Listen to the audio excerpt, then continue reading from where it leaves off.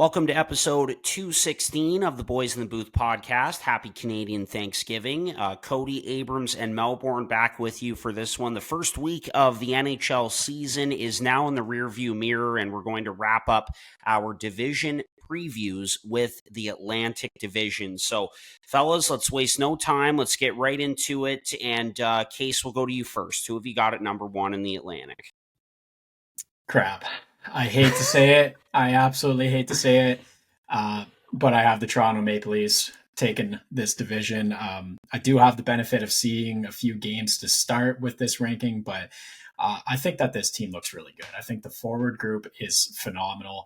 And I think it's really the complementary pieces that are really coming together with this team that have me, finally seeing them go over the edge and taking first in the division. Guys like Robertson's added just a ton of energy into this lineup. He's looked really good, was really good in preseason, so I'm happy he's got a spot. Knies has solidified his spot. Holmberg's that two-way guy that they needed. Pacioretty's adding a ton of offense so far. There's a lot to be happy about up front, and I think that, I watched them play against the Devils. That was the only game the Devils have lost to start this season, and they were dominant in the first half of the game, and Heldeby looked great. So, question answered on what happens if Woll goes down with injury. They've got two guys. Lorenz's look, or Stolarz, has looked really good as well. I don't have too much else to say. I figured I'd let this be kind of a Chad segment here, but I do have the Toronto Maple Leafs winning this division. So we're doing this again. Hey guys, we're doing this again. We're picking the Maple Leafs to win the division, even though they will inevitably not, for some reason. One of these teams will win this division, even though it should be Toronto's to lose. Yeah, okay. If we're doing this again, Case, I'll talk about the Maple Leafs. I didn't have them in the number one spot for the first time in the last, I think, maybe 4 years. But yeah, if we're doing this, I'll talk about Toronto. I think you're right, man. I think the forward group is, pretty much the exact same as last year, maybe even better with some of the depth pieces they've added. They've added a lot of jam in the bottom six, which I really like. A lot of guys who can play a defined role rather than just extra bodies who now have to fit there because there's nowhere else for them to play in the top six. And, scoring wasn't a problem for this team last year. They were second in the NHL. Not worried about the forwards at all. The biggest addition to this team is on the back end and to a lesser extent in net. On the back end, oh my God, guys, adding two NHL defensemen into this lineup in OEL, who's been fantastic, by the way. He's looking a lot closer to the Kachina OEL than the OEL in Vancouver, which was not very good at all, but he's looked fantastic since he's come. He's jumping up on the rush. He's putting pucks on net. Might QB the first power play unit here if it continues to stink going forward. He's been amazing. And then Chris Tanev, guys. I'm not kidding when I say this is the best right-handed defenseman I've ever seen play for the Toronto Maple Leafs live. I'm not even kidding. They've had so many guys who have played the right side who have shot left, or they've had so many guys who have played the right side that you think that they're going to be good. You think that they fit, but you're just kidding yourself the whole time. You see Chris Tanev out there, you don't even notice him. He makes simple plays. He gets the puck out. He blocks shots. He does everything you want from a top pair defensively minded defenseman. So it's been an absolute breath of fresh air. Before I get to the goaltending, because I need to go on a bit of a rant about the goaltending. Harb, what are your thoughts on the Maple Leafs? Do you agree with them in the number one spot? Yeah, I sure do. Clean sweep across the board, and I really like the way that they're playing under Craig Berube. Everyone is finishing their checks and getting in hard on the forecheck, and you're really seeing that depth offensively. And yeah, adding to the back end in OEL and Chris Tanev were a couple of huge ads, and they'll get Hakanpää back at some point as well. He's another monster of a man back there. So again, just that nice kind of yin and yang that they have back there of guys who are puck movers and a little more talented, and guys like Riley and Oliver Ekman-Larsson. Then you have those guys that just play a simple, strong game, the McCabe's, the Tanevs, the Benoits of the world, and the list goes on. So top to bottom, Really like the way this team looks. Stolars was fantastic in that Montreal game, and unfortunately, the Leafs just weren't able to put one by Montembeault. But off to a good start here. Hildeby, I will say, just I know you're going to talk about the goaltending, but a monster of a man, and it really looks like they've got something there in for the long term. So. And a couple of things to watch out for will be a long-term extension for Jake McCabe and I think for Matthew Nyes as well. Heard Elliot Friedman talk about him, and that's kind of a guy I'm looking at to have a breakout year and put up some more points for the Maple Leafs. So that's really all I've got. But yeah, I've got Toronto in number one. And again, we know that the regular season's good for the Leafs, and we'll see what happens come playoff time. So we can agree that Stolarz looks pretty good in there, right? A 6'7" body, calm, cool, collected in the net. Don't play the puck. Like, stop playing the puck. He's not very good at that, and he does it way too often. But when he's in the net, man, he looks good. Like, how has this guy not been a number one yet? Like, that's what you think when you look at his game. And then you realize, his career high in games played is like 35 or whatever, and he's had a ton of injury history, and you worry about that a little bit. But when he's in the net, he looks phenomenal. And Hildeby, too, looked really good in that game, and they're not worried about playing him at all, it seems. Whereas last year, Sheldon Keefe, for whatever reason, did not want to start this guy. And then you've got Matt Murray as your, quote unquote, number 4, who can still play NHL games if you need him to. I think the depth at the goaltending position is incredible, but I haven't even mentioned Joseph Woll. Are we sure that this guy is the starter when he comes back? Are we sure? Because Anthony Stolarz looks like an NHL starting goalie right now, and Joseph Woll, though he's been good in short stints, has never proven that he can stay healthy. So it doesn't matter how good he is if he's not healthy. And this has been such a problem, and it's much more than just the status of his health. It's everything that surrounds it. So my little rant here, I told Corey Morel I'd go on a bit of a rant here because we were texting about Joe Woll. So I just had to get this off my chest.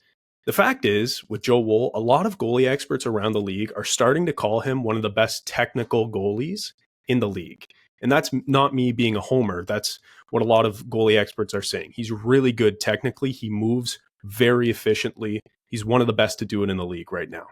He had an amazing playoff run, and he put up fantastic numbers in a small sample size, especially in the playoffs. But dating back to the regular season last year, too, he was really good. Then they signed him to that $11 million deal over the next 4 years, I believe it is. But the thing is, it all comes down to injuries. So going back to the playoffs last year against the Bruins, he saved the game. He won the game for the Maple Leafs in Game 6.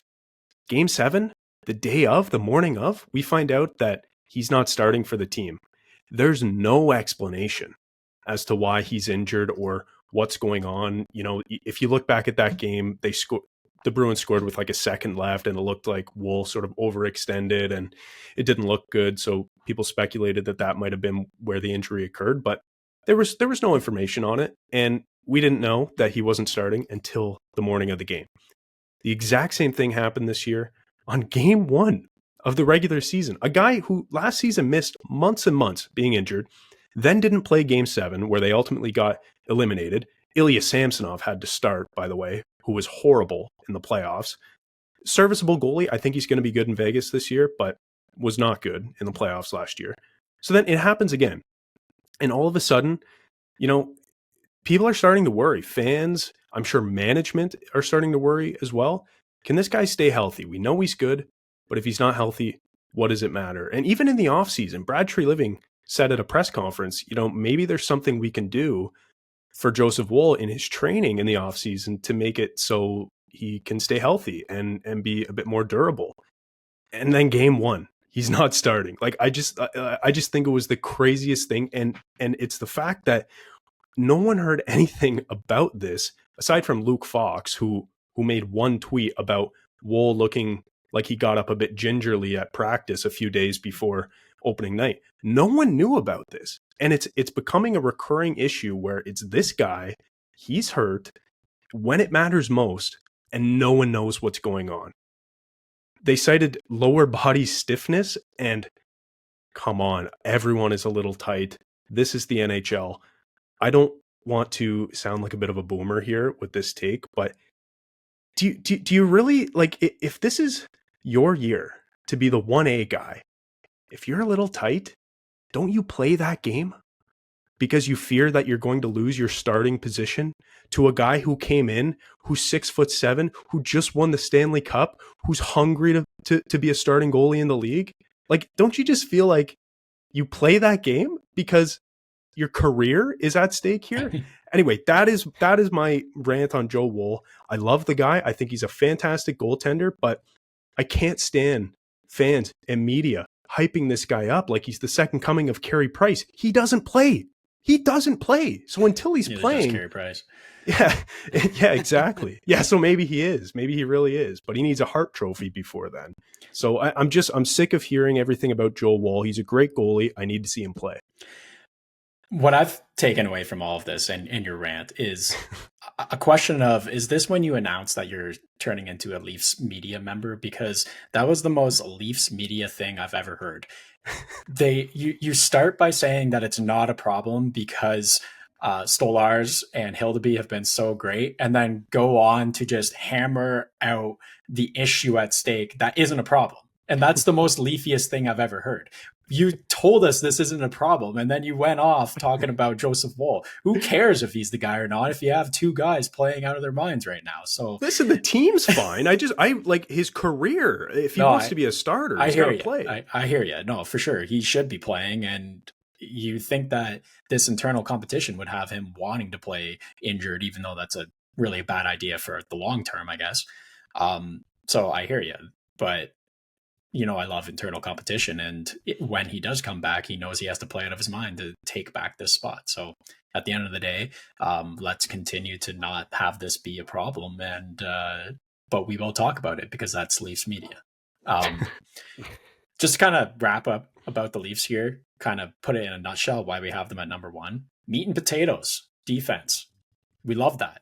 We love that for this team. And then complementary scoring outside of the core four, who are still absolute weapons despite October Matthews being absent. Where's that guy? Usually has 9 goals by now.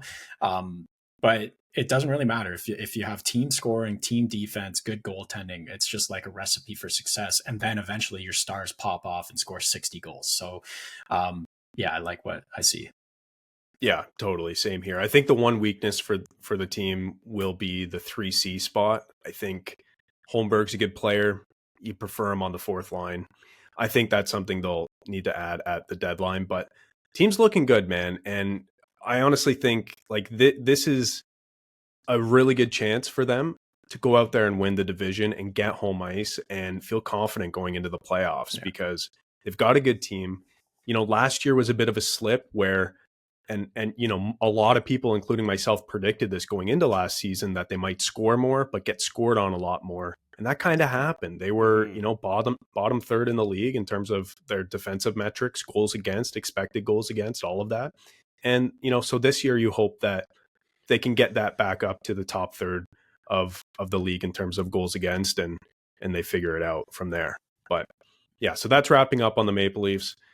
I didn't have them winning the division just because every other team in this division in the top 4, I would say, have a realistic shot to win it. And that's sort of how I looked at this division. It's the top 4 and the bottom 4. I don't think the difference between the two is as stark as it used to be, but I still do think that there's gap. Clumps. There's clumps. There are definitely clumps, and we'll get into that. But at number 1, I picked the team who had 109 points last year and finished number 2. So I guess in our ranking, they're going to go in the number 2 spot. And that's a team who beat the Leafs in the playoffs. That's the Boston Bruins. I look at this team and I see a forward group that is essentially unchanged. I mean, they lost Jake DeBrusk, who, you can argue how big of a loss that is.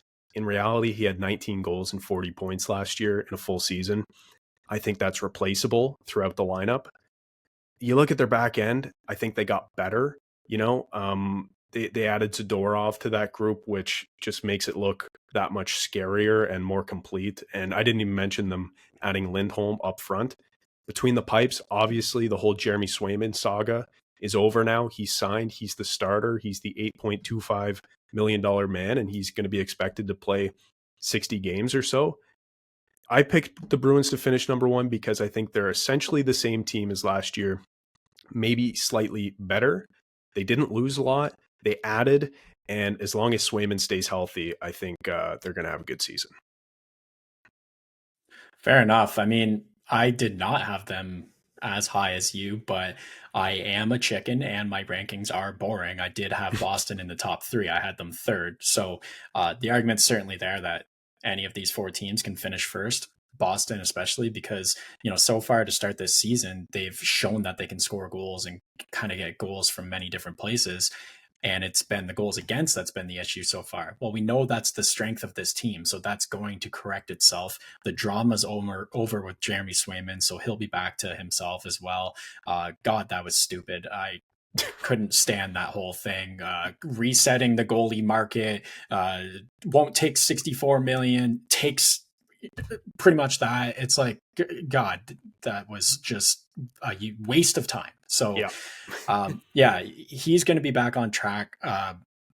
You do like this team. It seems like they're never going to get old. You know what I mean? Like you can't bet against them. They just find guys similar to Tampa that will just step up, next man up, and fill those gaps.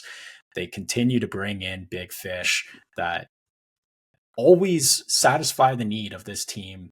Lindholm, especially in that center core that needed it bad. And Zadorov, is that not the most Boston player? Like, so Boston. Isn't that like, I don't want to compare him to Chara, but that's where your mind goes initially. You're like, oh, look, a mutant on defense again. Like, so I'm afraid of this team and I had them third, but first is not make believe. Yeah, well, and they're well coached too. Like I feel like the Atlantic is the division of good coaches and good goaltenders and this team has both. And Boston plays a style because of their coaching, because of their culture, where it's like you said, Case, it's next man up. It's the guys who just so happen to fill into the bottom six. Like a guy like Trent Frederick, like where did he come from? He's a player, like he's a legit player, and they've got plenty of those guys. They've got 10 carbon copies waiting to crack the lineup. And then they've got other guys like Fabian Lysell, who's expected to crack it maybe later this season or next year. So they've got all sorts of players just chomping at the bit to play, and they're so well coached. I look at Boston, they didn't win the division. They were only 1 point behind Florida last year. They held the lead like all season long. So it just seems like, I don't know, they're I know Florida won the cup, but in terms of regular season, I think Boston might be the team to beat. But that's why I had them, I guess, in the 2 spot for our ranking. Yeah, that's fair. I personally had Boston at number 3 in this division, but geez, I could see them in first or second. This is a really good team. The way that this team looks on paper, with the size and the weight of all these guys, like they're kind of back to looking like the big bad Bruins, and they've just been able to find guys, recycle guys through. A guy like Justin Brazeau came out of nowhere, and he's been a really nice addition to this team. And also too, outside of the big offseason additions of Lindholm and Zadorov, I think it's huge that the other night you're seeing Boston in overtime with Pastrnak, Poitras, and Mason Lowry. I think so. That's huge for them because you're going to get that internal improvement as well, and so that's how you continue to stay competitive and win a division or two, and that sort of thing. And going back to Swayman, I couldn't agree more, Case. Like, so happy that whole saga is over, because I think that, number one, he's a very talented guy, and he deserved a contract like that. And number two, I think he's just a really good person as well. Like, I was really impressed with Swayman in that Face Off Amazon documentary. He was one of the guys that I was really impressed with. So good that that's done. They've got their number one goalie locked up, and McAvoy and Pasternak and Marchand can still play across the board. This team looks really good, and I could see the argument for them being first in this division. Definitely, they're a playoff team again, and we'll see what happens in the postseason. All of that being said, though, they might be one injury away from missing the playoffs. Like if Swayman gets hurt, like they've got Korpisalo and God knows who else. Busi, I think maybe is their third now. They lost the Patera kid back to Vancouver after they claimed him. So yeah, I don't know. One injury away. They better hope that Sway stays healthy.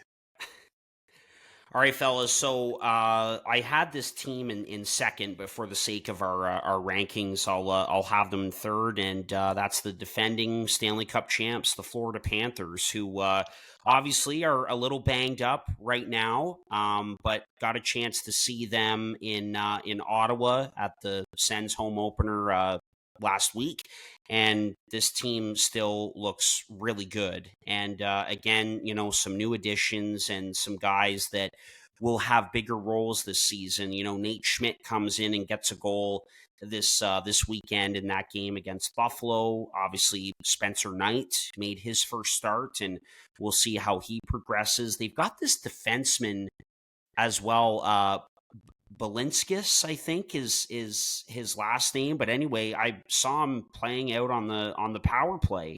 And so he's a guy that was kind of an extra defenseman last year, but looks like he's gotten a bigger role. So, Florida definitely has they're not letting the cup hangover get to them at all. And yeah, they're dealing with a couple of injuries, a couple of big ones in Barkov and Kachuk right now, but you still have the Reinhardts and Verhaeghes. I mean, that contract looks like it's going to be an absolute bargain of a deal with how well he's played there. And so a lot of good depth on this team. We know that they're well coached, top to bottom, coming off a big cup win, two straight Stanley Cup finals. And, as much as you want to get angry about this team with some of the guys they have and all of that, they play hard. They do a really good job of shutting things down, and they're a hard team to beat on a lot of nights. So I had Florida number 2 in this division. Yeah, this is the team that rounded out my top 3 as well. That was a note that I made. You mentioned, Harp. The hangover did not seem to exist for this team coming out of the gate. That game against Boston was absolutely dominant, and that's something I meant to mention for Boston is they could be out of the playoffs if they had to play Florida 10 times. Like they have their number. It's wild, and I don't know if Boston just gets pestered too much. Like they seem to get into the chippy stuff more than anyone against Florida, and it hasn't paid off for them so far. But Florida, man, they're suffocating on the forecheck. Their ability to turn any play, any turnover into a goal is dangerous. And the best of them at it is Reinhardt. I texted you guys the other day that he is a dog, and boy, he is a dog. Whenever he gets the puck, I think any play can turn into a goal. And that's why I kept him in fantasy. He's been great for me. Same as Sam Bennett. The guy is scoring. You love to see that because he can bring all different areas of the game. The D-core may have second as a stretch or third in our rankings as a stretch, but really all this team needs to do is make the playoffs, and they're going to be a threat to repeat. I really love that you don't have pairings in offense or forward very often, but Lindell and Luosterainen, those guys play so well together. They're sneaky good third line players in this league. They're playing second line due to the injuries, but typically the third line, and that's a big asset to this team. I wish I picked up Anton Lindell in fantasy. He went 3 picks before I was going to pick him, and that frustrated the hell out of me. But yeah, this team, it almost doesn't seem to matter who they have in the lineup. If they have 2 or 3 of their stars, you could throw anyone out there, and they're well coached. They have a great system, and they will win hockey games. You said it, Case. Well coached. That's what it comes down to. It's another team like Boston where you just know what you're going to get no matter who is on the ice because they're so well coached and they all play a similar style and all the guys are bought in. So that's a great point, and that was something I wanted to bring up because they are a bit thinner, I think, at all positions. I mean, their top six is still elite. Their top pair is still elite. They're going to be leaning on a guy like Gus Forsling more this year to really establish himself as a number one guy. Because, he's been underrated in the past. And I think people are now starting to come around after the last couple years that, okay, like this guy is legit. Well, okay, yeah, we believe that too, but now he's got to be the number one guy. So that's a bigger role to take on. And so, a lot of pressure comes with that as well. And then between the pipes, they're about the same. It's not going to matter because Bob is going to play, 60 plus games and they'll get quality backup starts, hopefully from either of those guys back there, whether it's Knight or Drieger. And yeah, so I'm not worried about the goaltending, but the defense does worry me a little bit for this team. And that's why I had them in the third spot, because although they're really well coached last year, and I know this is kind of a team stat, but last year they were around the top of the league in terms of expected goals against, and in terms of actual goals against, also very close to the top of the league. So I just wonder if this D-core can be as good at shutting other teams down, preventing chances off the rush, preventing teams from getting into their zone, preventing teams from getting second chances, when they're cleaning up garbage out front of the net and moving the puck out of the zone. Like, a guy like Nico Mikkola, I don't know if you really want him playing on your second pair every single night for an 82-game season. I know he's big, but can he move it that well? I don't know. Same with a guy like Kulikov. Good defenseman. I just think that they might be slotted a little higher than you'd like them to be on a cup team. And, at the deadline, I'm sure they'll address this. They'll try to pick someone up and, they'll try to accrue as much cap space as they can until the deadline so that they can do that. But all in all, this team, they're the defending champs for a reason. They're pretty similar to what they were last year. They had a few subtractions, but they're going to make up for it in all of the ways that matter, I think. A little worried about the D, but still think that they are comfortably a playoff team. The D was the only thing that I had as a question here, but kind of at the end of the day, I thought of it as this is one of the very few teams, maybe three in the league, that can afford to have a middling D, but just the team defense makes up for it. If you have the puck all the time, you don't need to play defense. Well, and they've got such great two-way guys up front, like obviously Barkov, but then Reinhardt is another guy too, who's just great two-way. Same with Lundell. Like they've got a guy on every line, and Tkachuk as well. Like they've got one or two guys on every line who is known for being an incredible two-way or defensive forward. So yeah, it's puck retrieval, and like I said, you have the puck the whole time. Don't worry about playing defense. Exactly, and something interesting to note too. You'll get a kick out of this. I don't know if you saw my message in the group chat the other day, but the couple that we watched the Stanley Cup final with in Costa Rica, he was a season ticket holder, him and his wife, since the inaugural season. So he's had his season tickets for like 30 years now or whatever. Yep. The Panthers are giving cup rings to all season ticket holders who have had tickets from day one. They were two of them. And we got to watch the Stanley Cup final, Game 7 with them at a bar in Costa Rica. They were elated. Everyone else left after the game ended. They stayed, watched the celebration. They had tears of joy, and they'll be getting rings, which I just thought was the coolest thing. It is really cool, and I wish I could remember what their names were. But yes, we did watch the game with them that night, and It was not easy for them to sit there as the only Florida Panthers fans in the back of that place because it was all Oilers fans in there. But yeah, that's pretty cool. I did see that, and I'm sure that it'll mean the world to them. All right, let's move on to this number 4 spot. Case, take it away. I had Tampa at number 4, so this works out perfectly. A lot of clickbaiters out there wanting to start blending in the clumps and moving these guys down, but I just don't see it happening quite yet. I think that this team still has a lot of firepower. They still have their stars. They replaced Stamkos well with Gensel. Um, they still have that next up mentality that I mentioned with the Boston Bruins. It seems to always work out in Tampa Bay. They just have another guy to step up and be a stud. Brandon Hagel, what a story he's been. Yeah. He's just phenomenal. And like, I expect him to be close to a point per game player again this year.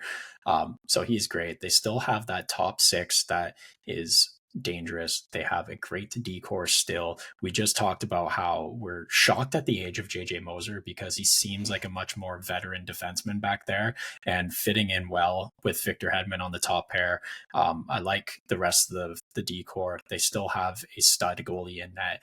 So if special teams continue to be a weapon like they were last year, I think they should have no problem holding on to the fourth spot and not letting any of those clumpy young teams into the front.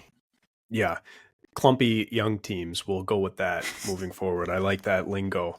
Yeah, I had Tampa Bay in the 4 spot as well for all of the same reasons. I think, they're going to be very different this year. They made a lot of moves that I would classify as lateral moves. I think they're lateral moves.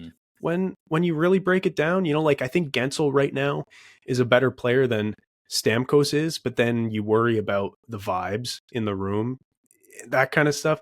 I don't know how much stock you can put into it, but then on the back end, Sergachev is out the door, but then you bring in Mosier and Ryan McDonough. So I guess the gamble is there, which I kind of like, by the way, is instead of playing Sergachev 20 minutes a night, you now have 40 minutes from 2 guys who are, granted, slightly worse, not as good as Sergachev, but you get more minutes and you kind of stretch it out throughout the lineup, which I kind of like. And yeah, Moser, like you said, second most games played from the 2021 draft, as we found out before this episode, as we were kind of clicking around Hockey DB.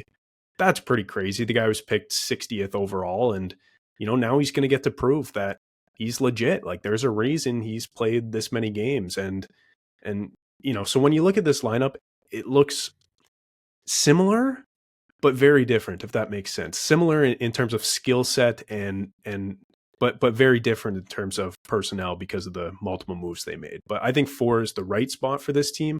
As long as they've got Kucherov humming, they could have a bunch of AHL scrubs around the guy and he'd still put up 120 points. So yeah, exactly. I'm in agreement with you guys. I had Tampa Bay at number 4, which might surprise you fellas, but it shouldn't, because this team, I just don't see them taking a step back with all the elite talent that they have. And I mean, Kucherov is just absolutely ridiculous. The way that he is with the puck and the deception and all of that. Might be the best passer in the NHL, to be quite honest with you.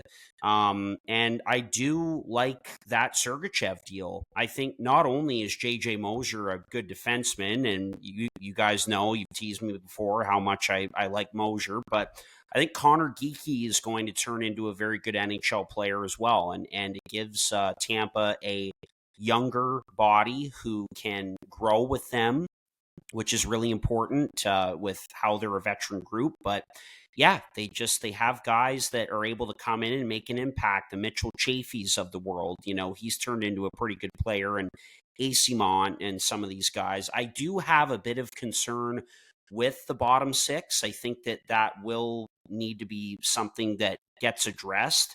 They added a guy like Gergensons for the 4th line. Love him, obviously, and so it's okay for right now. But as the season continues to go along, they may need to address that. But again, having someone like Connor Geekie in there, who was a high first-round pick a couple of years ago, I think that's really good for them. And on the blue line, like, some guys who are really underrated, like Mosier is one. We talked about that. Hedman is obviously, one of the elites on the blue line. But I think Perbix is underrated. Darren Radish put up a ton of points last year. I think he had close to 40 points, and has a bomb of a shot. So they've been able to bring guys in. And Julien Brisebois, that guy's a killer as well. He is not afraid to make decisions that are going to, kind of impact the fabric of this team, this organization, the fan base. That's clearly what he did. Jake Gensel is a hell of a hockey player who can score a ton of goals in this league, and you put him with the Points and the Kucherovs of the world, and not to mention the move that they made for Sergachev. I think a lot of good decisions were made, and just not ready to see this team take a step back yet. Can I go on a 2-minute tangent rant because Chad got to do it earlier? Sure. Tit for tat.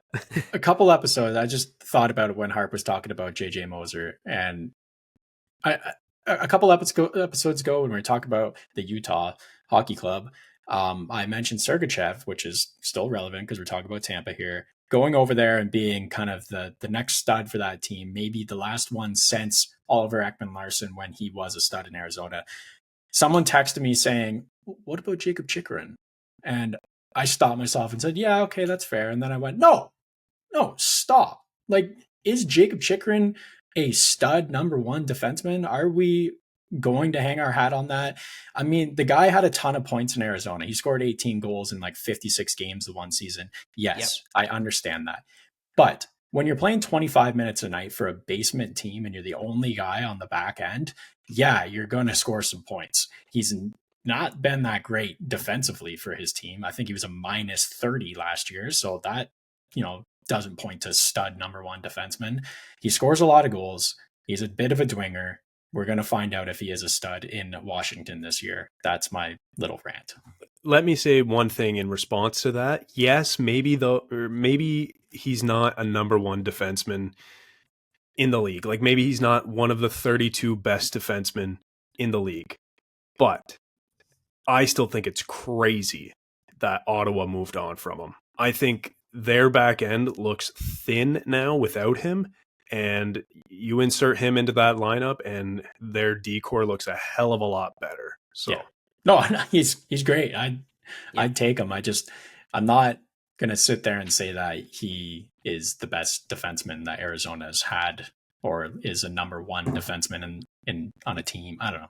Fair enough. This semantics reminds me of when we were talking about the franchise tag. Remember, like years ago, we were talking about what is a franchise defenseman? Is it the best defenseman on the franchise, or is it guys in a team who can alter a franchise? Yeah. Exactly. So I remember us having that conversation before, and I think Harp was more on the side of, if he's the best defenseman on your team, he's your franchise defenseman. And we were saying, no, you have to be in a category of players who can alter a franchise. That's right. Given that tag. I'll be the first to admit it. I used to throw around that line pretty loosely. I get it. Absolutely. And that's what we're doing with Jakob Chychrun, but not anymore, says Casey. Not anymore. He's putting his foot down. That was, that year too. Like he only had 41 points. Like in 56 games, which was very impressive. I think he was 8th in Norris voting that year. But no, Case, I agree with you. He is not the best defenseman that Arizona's recently had in a while. Arizona / Utah, of course. I'm glad we did that. Where are we now? We interrupt this podcast to tell you about one of our favorite partners, Sign Up Expert. If you're a sports bettor, whether brand new, casual, or hardcore, listen very carefully because this ad is for you. Guys, line shopping for the best odds matters, and that's why any profitable sports bettor needs to be using multiple sports books to maximize their profits. Thankfully, there has never been a better time to get signed up, and we are here to connect you with the best promotions industry-wide. When you use our link at signupexpert.com/boysinthebooth, you can get access to all of the top sportsbooks in your region, along with a review of each platform and its unique benefits. Most importantly, All of these sportsbooks have valuable sign-up offers for new users, and when you register through our link, you will automatically receive the top offer at each one, allowing you to start line shopping with an enhanced bankroll. Guys, it's simple. When you use multiple sportsbooks, you ensure that you can always access the best available odds, which is key to successful and profitable sports betting.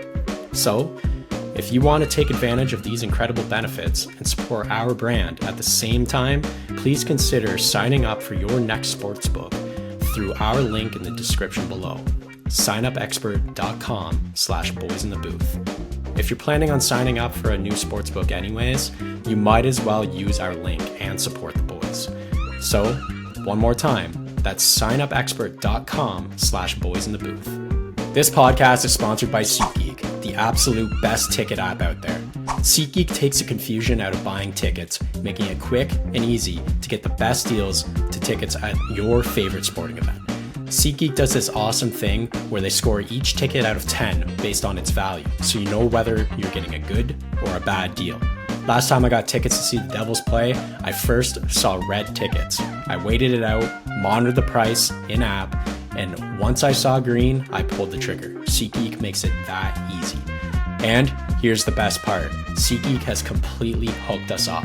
Boys in the Booth listeners get $20 off their first purchase on SeatGeek with the promo code BOYSINTHEBOOTH in all caps. Click the link in our description to download the app, and remember to get your discounted tickets using the code BOYSINTHEBOOTH in all caps. Get great seats for a fraction of the cost with SeatGeek. So let's talk about another team. I mean, we'll talk about Ottawa's defense here soon, and we'll talk about another guy who plays 25 minutes a night and does nothing. So I think it's Chad's turn to pick the next Yes, team. it is. Yeah. So number 5, Chad, take it away. Here's where it gets dicey because we mentioned off the top that it's kind of a tale of two divisions, and I think now we're starting at the top of the second division within this division. I'm going with the Buffalo Sabres in the number 5 spot. This feels crazy to say because everyone is penciling in the Ottawa Senators as a playoff team, and I really just don't see it. I'm not going to talk about the Sens right now, though. I'm going to talk about the Sabres. I like what they're doing. I like how they look. I think their forward group is very deep. It might lack, some star power. You expect Tage Thompson to have a bounce back season and get to a level that's between what he was last year and Mario Lemieux level, which he's been compared to. So somewhere in between there would be nice. And you expect him to get back to that level. Yeah. If you look at their back end though, their D is now legit. Like, I know I was critical of that Middlestat deal, which by the way, looks perfect for Colorado. He's exactly what they needed. But now when you look at Buffalo's back end, having Bowen Byram there, it makes a lot of sense.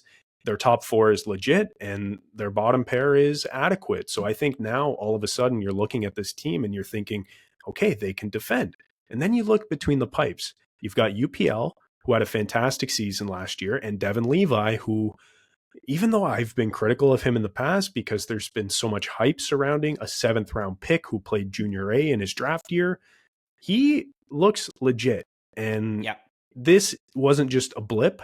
He is following up his stellar play, and this tandem all of a sudden looks good. So the thing is, on paper, this team looks really good. That's why I'm picking them to be number 5 and probably make the playoffs if you finish number 5 in the Atlantic, because I think the Metro, after the top 3 teams, I don't know if you guys talked about this last week when I wasn't on the show, but after the top 3 teams in the Metro, I feel like it gets pretty thin. And that's exactly what we said. Well, really, after the Rangers and the Devils, there's like a group of 4 teams there that they I'm not buying your Carolina in 6th place argument, whatever you were saying last week. I didn't have them that low, and you know it. Anyway, continue.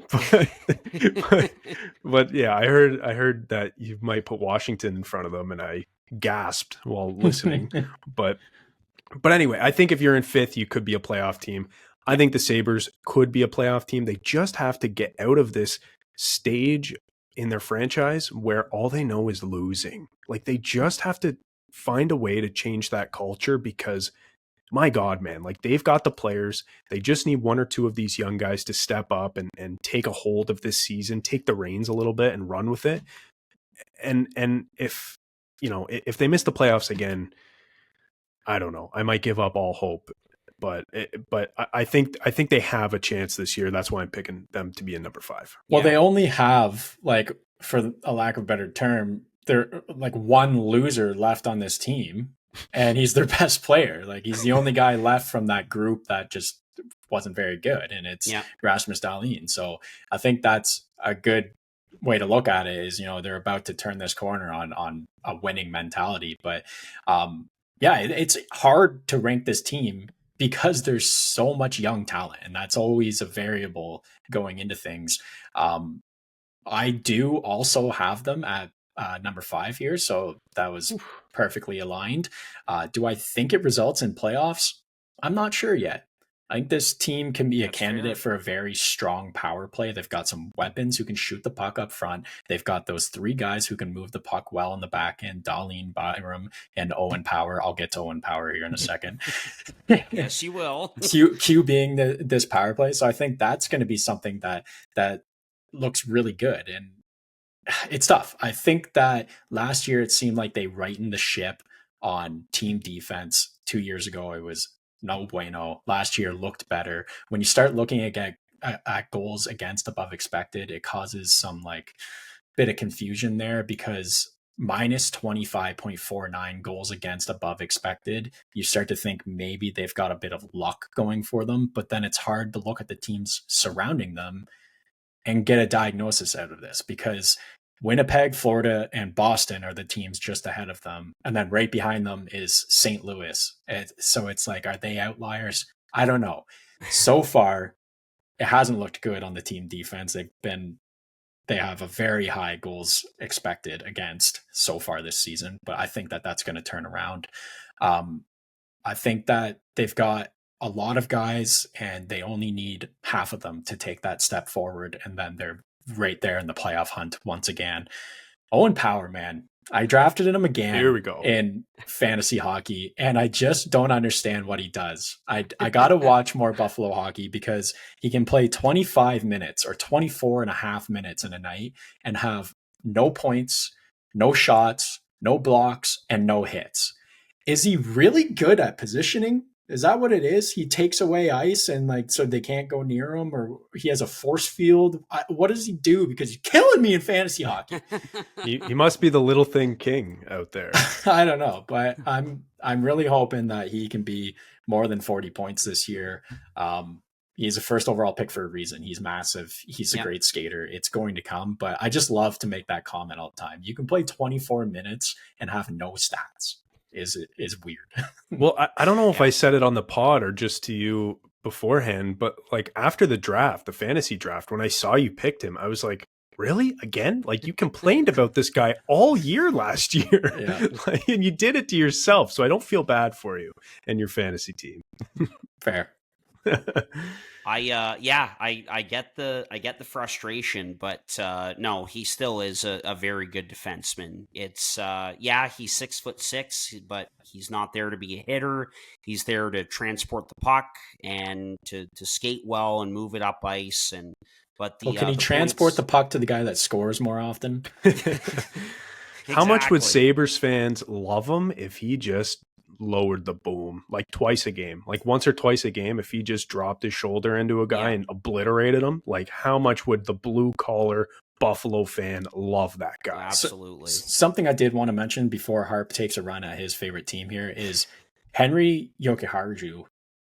They're getting the first round pick that they expected out of him. Lately. Absolutely. I think he looks had a career phenomenal. Year last year. He looked great last year. Yep. He looked really good in the 2 losses against the Devils early this season. He looked really good, and he's really filling out that top pair. And I think that that's what Chicago expected to get out of him, but Buffalo is getting it now. Yeah, no, and I really like that comment as well, because I think we were expecting Jokiharju to maybe be moved on from in the offseason. You're thinking, okay, well, you've got Clifton on the right side. He's got a couple of years left. Jokiharju's coming up. A guy like Ryan Johnson played a bunch of games last year. Do you bring him into a full-time role? I guess you could, or does he go back down to Rochester? But yeah, he looks really good, and I was surprised to see that Lindy Ruff put him with Rasmus Dahlin, and they have a lot of experience playing together. So if Yoki Haru just continues to elevate his game like he's been doing for the last year and a half, that's going to help the team and help a guy like Rasmus Dahlin as well, our number one defenseman. So look, guys, it's tough with this team because of how long the drought has been, 13 years. Every time this team loses a hockey game, it's a disaster. Everybody needs to be fired. Everybody needs to be traded. Like, it's a disaster. But unfortunately, that's where we are. But when this team wins, and thank goodness they won against a shorthanded Florida Panthers team on the weekend, like, there was no excuse. There was no excuse not to score more than one goal on Spencer Knight. And especially when Florida had the players out that they were missing, the Kachucks and the Barkovs of the world. So, but yeah, unfortunately, that's where we are. Like, we're at the point where, like, this team needs to go like 82-0 for this fan base to be happy, So, but look, what's Elliot Friedman's line? You bet on talent, and there is a ton of talent on this team, top to bottom. They're the youngest team in the league again, which is surprising, but I really like how this summer Kevin Adams decided to basically send the message to the young guys that this is your team now. Rasmus Dahlin gets the C. Alex Tuck and Tage Thompson are A's. Dylan Cousins is an assistant captain, and Matthias Samuelsson as well. So I really like that message. I like the ads that were made in the bottom six. I know that there's controversial stuff and discussion around the McLeod for Savoy trade. But look, I mean, we'll see what Matthew Savoy ends up being in Edmonton. There's no guarantees there.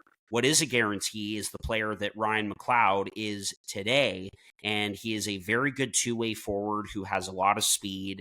So that just adds to that group, which needed to make more of an impact. Love the Gergensons and the Oposos of the world, but it was time to move on. It was time to add some fresh blood into that group, and you're looking at a player like Jordan Greenway, who very quietly has turned into a great ad for this team. He's big. He can chip in a few goals here and there. He's physical. He's a really good penalty killer. So that was a nice ad as well. But in the early going, when they were 0-3 out of the gate, the goal scoring was the biggest issue. Because I agree, like, they potentially have like one of the best top four D-cores in the NHL. Whether or not Yoki Haru or Samuelsson is in there, Power, Byram, and Dahlin, that's pretty ridiculous. And Devon Levi looks really good out of the gate. I think that time in Rochester last year really helped him as well, and kind of was scratching my head at the James Reimer signing, and we know that didn't last, and not a surprise there. But Levi, I think, is going to continue to take it a big step this year, and Luukkonen is still a very good goalie, and they are defending better, but they do need to make sure they get the goals.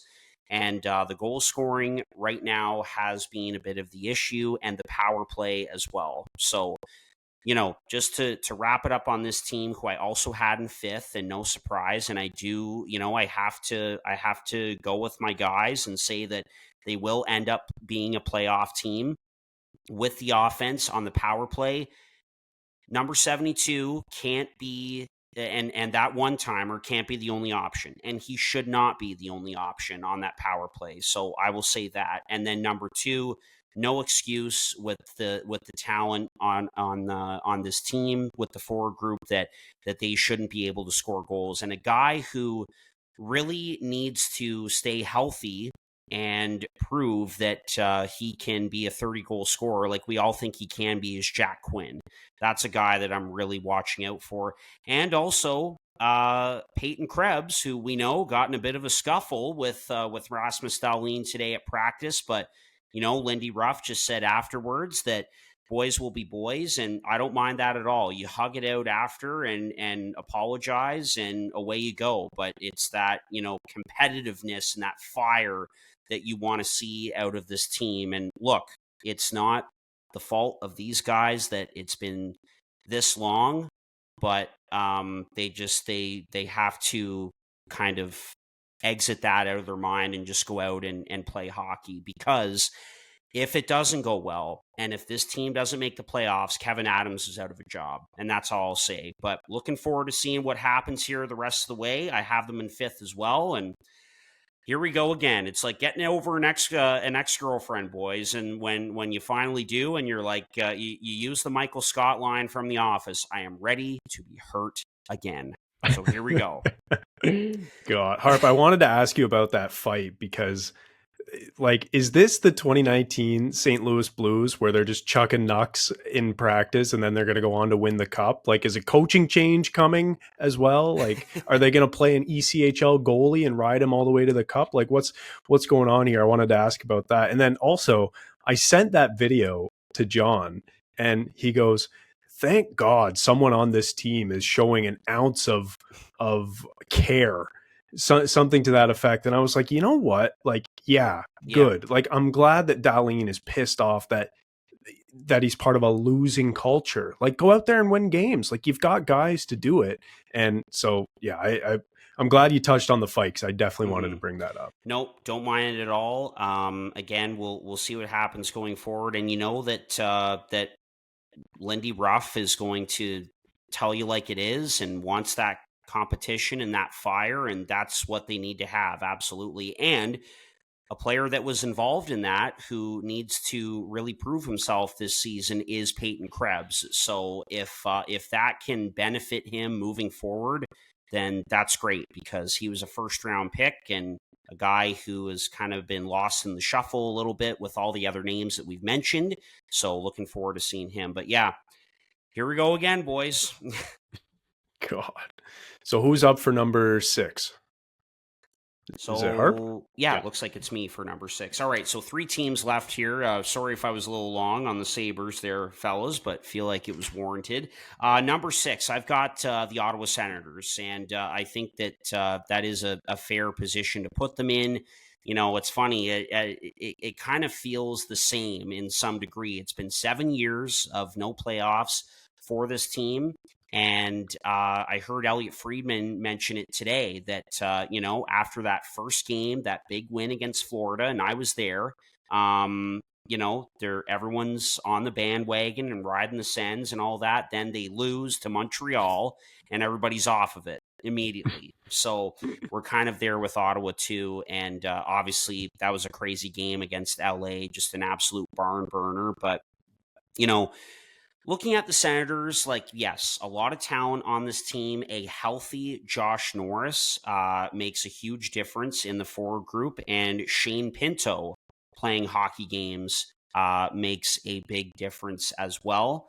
I do like some of the depth pieces they've added. I think Amadio and Perron were good adds. They're good pros. They've won Stanley Cups.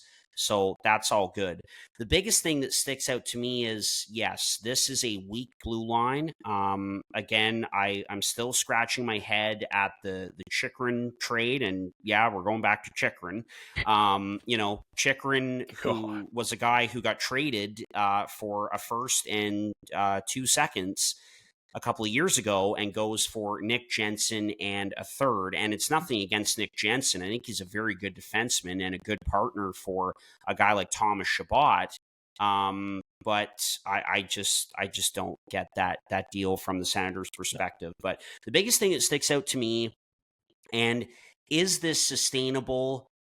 We'll have to see. I don't think so, because Linus Ullmark played behind such a strong team in front of him in Boston. It's not like that this time around, but at least for right now, the biggest thing I see is that the Senators are going to get hemmed in their own end. I saw it the other night against Florida. They were hemmed in for a couple of stretches there. The only difference is they're going to get that extra save or two from Linus Ullmark.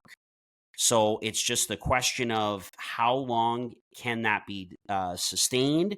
And because we saw it with their most recent game against LA, when Allmark is not there, there are going to be goals scored against them. And good for them for being able to get that eighth goal and kind of match that. But you can't have that all the time, and so that's the biggest thing that sticks out to me, is that Allmark is going to give them those saves when they're hemmed in. But is that sustainable? We'll have to see. But I think Ottawa's going to be in the fight all year long.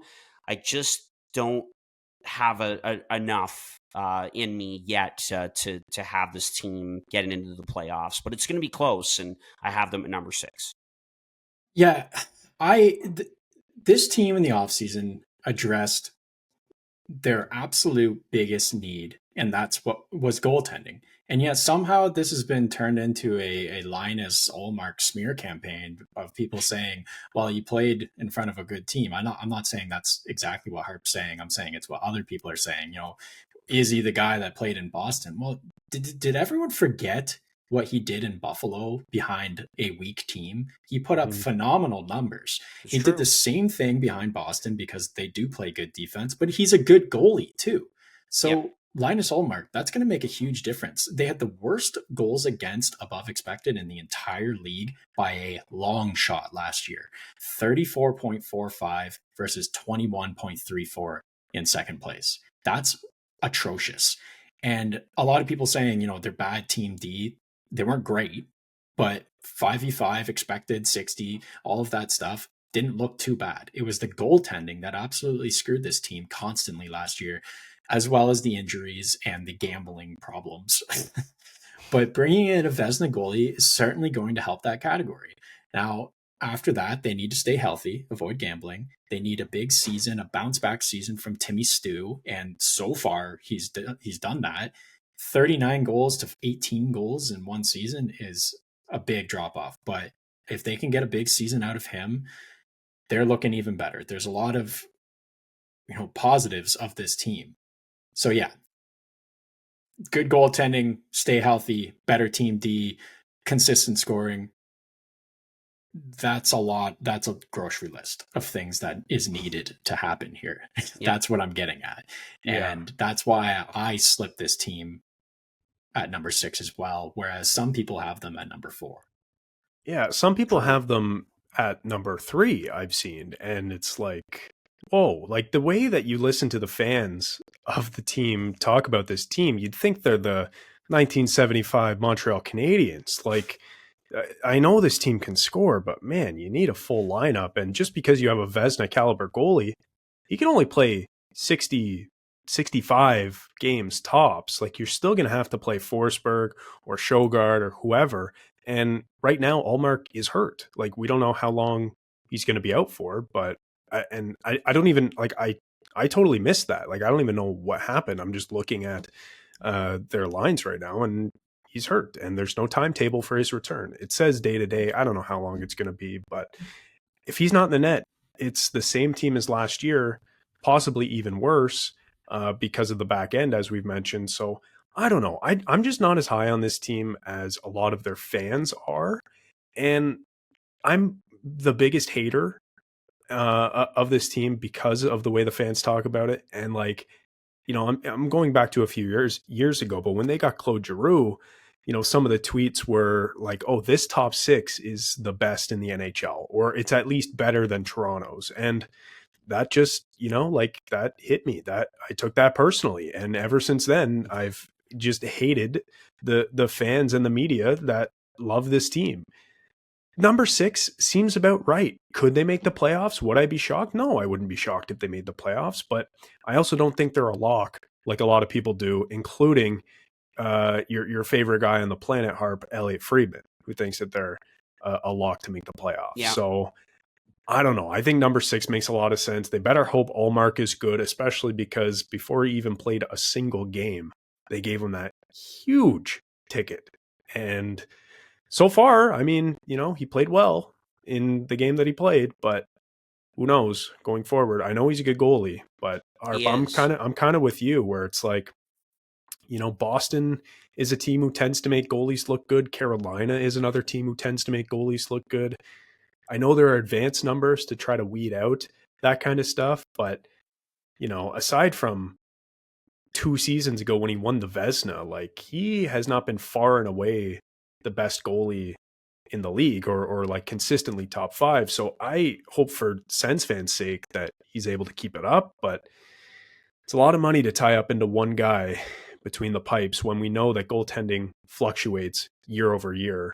And, if a guy has it, there's no guarantee he's going to have it the next year. So it's a bit of a gamble. This team loves doing that, especially their players, but it's one of those things where, I think they're in a decent spot, but I'm not so sold on them as some of their fans are. I think Case just summed it up perfectly. Like, a lot of things need to go right for this team. And yeah, do you have years where everything goes right? Sure, but I just don't think it's a sustainable thing. Something goes awry, and whether it's an injury or something, a down year from a player, and you have to adjust somehow. And I just don't know how they're going to be able to, just in a general sense. So anyway, 7 and 8 now. Case, let's go to you for number 7. Yeah, I've got the Montreal Canadiens at number 7.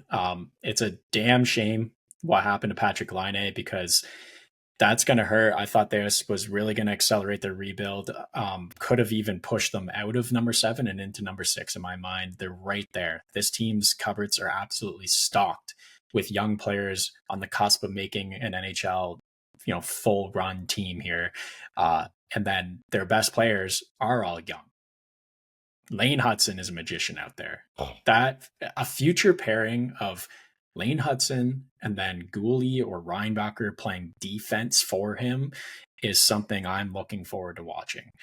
Cole Caulfield seems to be in full effect to start this season. Oh, yeah. And he's a guy who needed it. Seemed like he had some terrible luck last year with an 8.9% shooting. He's a good goal scorer. It's going to happen. He's better than that. Yeah, exactly. Yep. So love to see that. Montreal and Buffalo were the 2 teams that gave me the most challenge ranking this division because of the number of young guys who could explode at any moment or maybe need more seasoning. We can't really see that quite yet.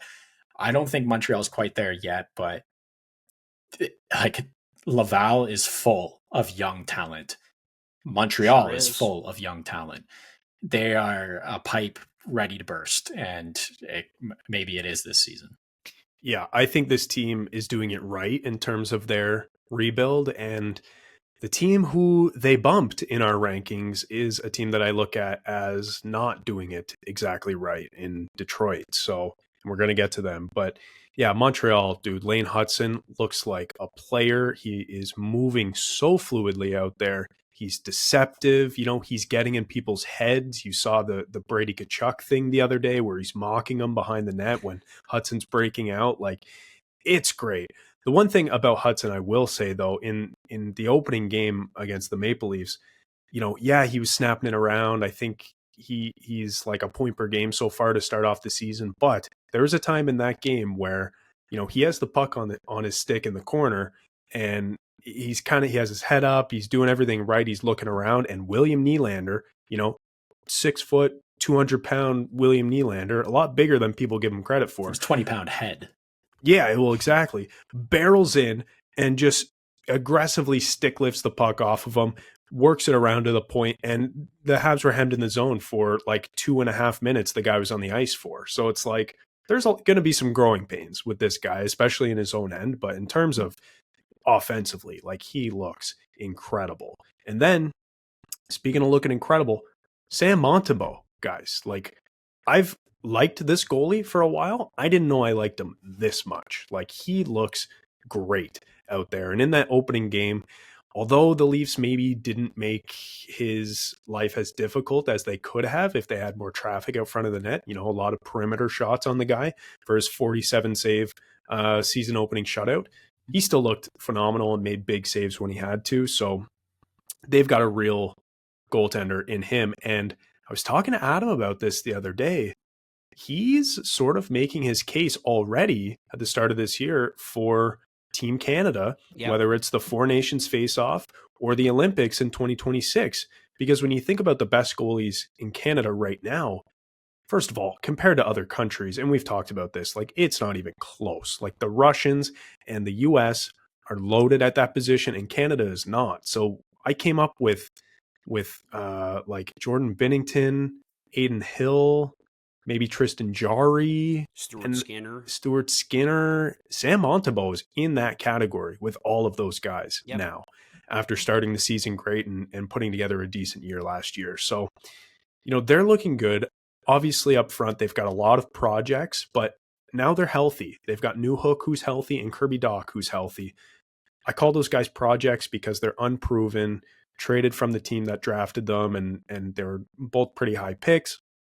We'll see what happens with either of those guys, but I really like the look of their forward group now. And low key, their bottom six is fine. Like compared to other bottom feeding teams in the league, like their bottom six, even though it's kind of old and overpaid, it's better than a team like Detroit's. Like, and that's why I had Montreal in this spot as well, because you just look up and down their lineup and it's like, yeah, I know they're inexperienced in a lot of ways, but they kind of just have the players that make me more confident than looking at a team like Detroit. So it's funny that the bottom six is the reason that I have them ahead of Detroit, and it's also the reason why I have them in seventh. I kind of see it as, they have a lot of talented players that are, like you said, projects. I haven't seen it from Slafkovsky so far to start this season. He looked good last year, but I haven't seen him this year. The bottom six and kind of, a guy on D as well, just feels like the ghost of talent pass. Is a good way to put it. With Armia, Anderson, Gallagher, Dvorak, and Savard on the back end. It's like, yeah, there's a lot of, they were good. Now they're all making way too much money, and frankly, it's just not it. So but you're telling me if Josh Anderson makes half of what he does, he's not the perfect third line player on a cup team, like driving the net, like, Leaf killer, absolute killer out there. Yeah, I just feel as though if you're going to have a very young top six, then you got to have like a strong bottom six. And I don't see it as strong as you do. That's kind of why I said a lot of good things about a team that I'm ranking seventh in my opening blurb there. But to talk about some of the negatives, it's like an unproven back end and a questionable depth up front was my reasoning. I couldn't say a negative thing about the starting goalie, although the backup goalie is a lot of inexperience, a lot of question marks up and down the lineup at every position. But I think we're all in agreement that the pieces are there. Like they're ready to start putting together winning seasons. And whether that means, like I don't think anyone's expecting them to make the playoffs this year, but next year, maybe. Like I know the Atlantic's tight, but next year could be a year where they at least contend, Really don't have much more to add on the Habs, but I like this team. Kent Hughes and Jeff Gorton have done a phenomenal job. A lot of good trades, just being patient. Nick Suzuki already, I mean, you have to look at that guy and just attach him to a Selke trophy. And yeah, Cole Caulfield has the kind of talent to score 40, 50 goals in this league. Will he do it this season? We'll see, but he's off to a good start. And Newhook and Kirby Dach, yeah, they're kind of reclamation projects, but those were really smart ads. Like the thing that sticks out about Montreal and what they've been able to do, Kent Hughes hasn't taken a lot of big swings, I think is fair, but just like small victories. And I think that you can throw Newhook and Dach in there. They've got all the talent in the world. It's just been injuries, and the same with Patrick Laine, so when he comes back healthy, and that top six can stay healthy, it's pretty good and has the potential to be good for a very long time. And Laine is a guy that can grow with this team. And I think Marty St. Louis has done a phenomenal job with this group, and they should be able to play meaningful games after the deadline. By the way, one quick note on Montembeault. I've always liked him, and also, like, a lot of people forget that he was a waiver claim. Pretty good one. I remember we did the episode talking about that. Yep. Montembeault is a waiver claim, and so was Was it Forsling? Forsling, that's right. Forsling, yeah, was the waiver claim as well. Jeez. Couple things on Montreal to wrap up. Number one, Cole Caulfield is the best 50 goal scorer to never score 30 goals. So we'll see like if he can finally put together a 30 goal season this year. I know he's good, but let's pump the brakes, okay? He's had a good start, but score 30 first before you start getting called a 50 goal scorer. That's fair. Harp, that's directed at you. I get it. And every Montreal Canadiens fan ever, by the way, who talks about this guy like he's Yari Curry or Sidney Crosby or whoever, like just he's good, okay? But let's relax. I don't know why my mind went to Yari Curry. Number two, draft picks. This team, 2 firsts this year, 2 seconds, 3 thirds, 2 fourths. Like next year, 2 seconds as well, and their first. And so like if they want to flip some of those picks going forward, not saying they're going to this year because I don't think they're close, but maybe this is the last year where they get a high pick, maybe use both of those picks or flip one at the draft or something. Like they have a lot of draft capital here to improve their team, whether it's through making those actual picks or flipping them for pieces. So watch out for that too. One more thing, great point. And to that, I'll take it a step further. I could see this team doing what we saw from Utah this summer. Like just making a big ad where like you have the ability to trade a pick and a couple of prospects, and especially on D, like they have a lot of young defensemen who they kind of have to figure out. Reinbacher got hurt again, sadly, and that's really tough for him. But you know that he's going to be one of their top defensemen in the near future, and they've got other guys to figure out at that position. So yeah, I see the situation that Montreal has and the one in Utah. It's very similar. You know, teams, 2 teams that are young, loaded with talent, getting better, loaded with picks and prospects as well. Boy, oh boy, those are great positions to be in moving forward. Totally. All right, so number 8. Chad, you to number 8? I guess so. I mean, whoever has number 8 is going to pick the same team. It's the Detroit Red Wings in the 8th spot. What a shame, guys. If this is how the season shakes out for this team, the Yzer plan is officially over and he's got to go, and they need a new direction with this team, because even though they have a lot of good pieces, speaking mostly about Seider and Raymond, like the 2 franchise, maybe isn't the correct term as we've talked about it, but the 2 superstar players that they've locked up now, you know, if you can't fill out around them and put together a quality team on the ice, then you need another guy to do it. Because I look at this team and it's like, you know, I think it was last season or maybe even the season before where they kind of just got desperate trying to fill in around the edges and overpaid a couple players and made some head scratching moves, especially on the back end, bringing in guys like Sherratt and Justin Holl. So, you know, and then the same thing kind of happened this offseason. You've got Patrick Kane and Vlad Tarasenko both in your top 6. And I don't think this is the only case of players who fill the same role being duplicated on this team. So I look at those 2 guys, Tarasenko and Kane, and it's like, yeah, you'd like to have one of those guys in your lineup, but both, I feel like it's kind of too much. They do the same thing. They're liabilities defensively. They can score, but not like they used to. So I don't know, not disparaging either of those players. They're still both good. And obviously Tarasenko just got a cup, but I just think it's kind of overkill in the top 6. And then, you know, 2 other players who I think fill the same role are JT Compher and Andrew Copp. I think they're both middle 6 centers, and they kind of do the same thing. So I look at this team, there's a lot of duplication in the lineup.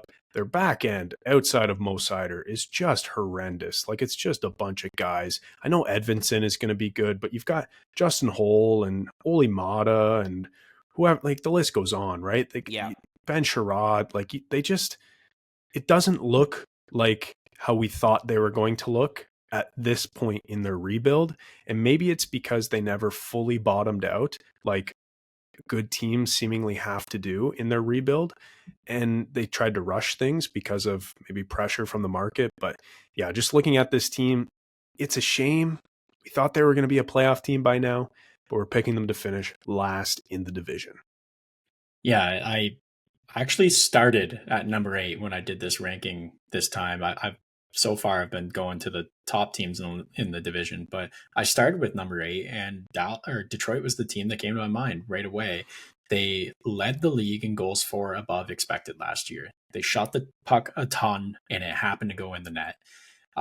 Some high shooting percentages. You remember that top line started out the season on fire, and then things kind of came back down to earth a little bit. So along with this strong formula for regression, as we've talked about many times before, there's just far too many things that they need to go right, like we mentioned with Montreal, or a few of these, Ottawa as well. Just far too many things they need to go right. Mainly the avoidance of regression from players like Kane and Tarasenko, as you mentioned, Chad. And then also the need for growth or like breakout seasons from guys like Veleno or Berggren, or most importantly, Edvinsson. Because without Edvinsson stepping up and being a stud on this back end, this is a poor decor. And the cherry on top of regression, growth hopes, and a rough decor is a goalie unit that could go anyway. It's they've got 3 guys here. They brought in Talbot, who had a phenomenal season last year, was a big part in LA's season, but I just don't see that being repeated again this year. And all in all, it's just too much uncertainty with this team, and I dropped them down to 8. Yeah, and Ville Husso on waivers. Unfortunately, Jack Campbell in the player assistance program. Like, they've got 4 goalies at the start of the season who they thought were going to play NHL games, and now Husso doesn't have a great start to the year, and Stevie Y says, all right, see ya. Like, if you can't hang, you can't hang. Like, so I think they're desperate, and it's a bad look. I think they've been desperate for the last 2 years. They've made some big mistakes. It's a bad look, and I just don't think that they've done this whole rebuild the right way. And I think, we've been saying this for the last couple years. We've been starting to question Steve Yzerman, but I think now, finally, the rest of the hockey world is starting to come around and go, oh yeah, like this is, this is not where we expected them to be. And maybe Stevie Y isn't the genius that we thought he is. And I don't know if I'm going that far. I think the way that I can sum that up is a Chad Melbourne classic here is you got to be lucky to be good, and you got to be good to be lucky. Yzerman was both good and lucky in Tampa Bay, and he has not quite been as lucky here in Detroit. That's very fair. And like, listen, you've got to have the picks that turn into good players. You've got to, wait on those players to develop. Like, look at a guy like Nate Danielson, had a great camp, expecting him to be a player going forward, but it's just, I just feel like there are too many reaches in the draft for me. We've talked about it every year, like, and just too many bad signings. Like, I don't like the team construction. Now, don't get me wrong. Like, I don't think, like, it wouldn't shock me if the vets on this team just kind of pull the rest of the group up by their bootstraps and say, hey, like, we're contending this year. Like, and they make the playoffs. Like, it wouldn't be crazy, right? No. Like, but that being said, like, I just personally don't like this team, and I have no belief in them.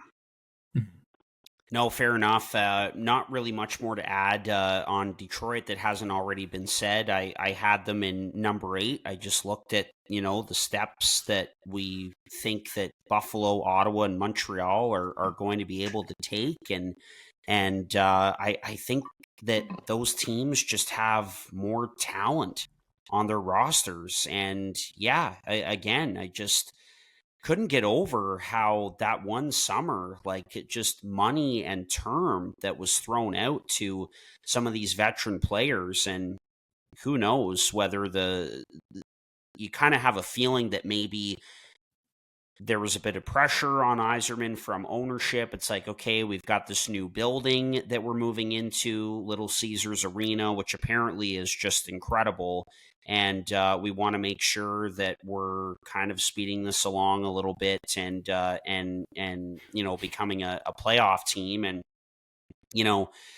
uh, that's how you can really screw up a rebuild, is if you try to rush it. And I did not like the Andrew Kopp signing at all, just as an example. And on the back end, like you lose a couple of guys that were pretty good for you, and Jake Wallman, who you gave up for nothing, and Shane Gostisbehere was pretty good in Detroit as well, especially down the stretch when they were right in the fight until the bitter end. And so I don't know. It's just like a lot of guys that have just been kind of thrown into the mix, and not a lot of defined roles, it seems like. And yeah, some misses at the draft that weren't really Yzerman's fault. That goes back to Ken Holland's tenure in Detroit. But I'm with you, Chad. I do not like the look of this team.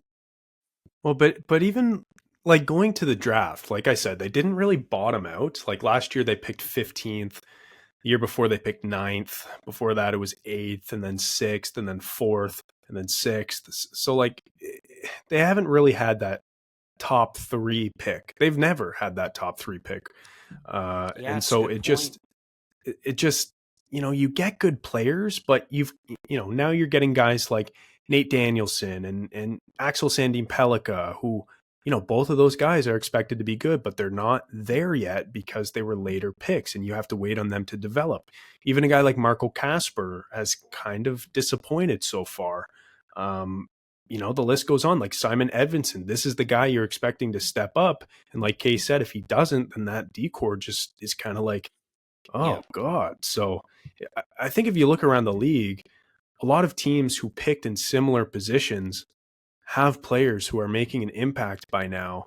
And you can say it's unfortunate or unlucky or whatever, but it's becoming a bit of a trend. Yep. And, it's just a shame for Wings fans here. So I don't want to, I'm not writing off this team entirely. And I really want to make that clear. Like, I would not be shocked if they contend for a playoff spot, because I think some of the players in their top 6 are good enough to carry this team offensively. And goaltending, who knows? Maybe Alex Lyon can drag them through, or Cam Talbot, or I mean, he had a 42 save shutout the other night. So exactly. Yeah.